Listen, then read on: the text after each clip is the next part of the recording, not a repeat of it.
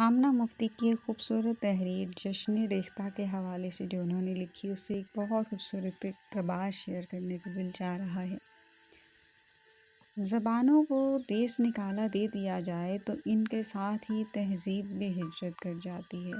ہمارا یہ خیال ہے کہ اردو کی یہ بستیاں جو برِ صغیر کے باہر آباد ہو رہی ہیں، اردو زبان اور تہذیب کو بچائے رکھیں گی، لیکن آج یہ محسوس ہوا ہے کہ اردو ہی یہ بستیاں بسا رہی ہے اور مختلف قومیتوں کے لوگوں کو آپس میں منسلک کر رہی ہے۔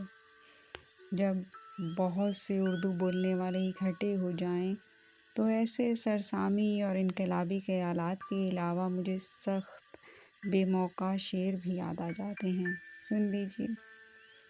سب میرے چاہنے والے ہیں، میرا کوئی نہیں، سب میرے چاہنے والے ہیں، میرا کوئی نہیں، میں بھی اس ملک میں اردو کی طرح رہتا ہوں۔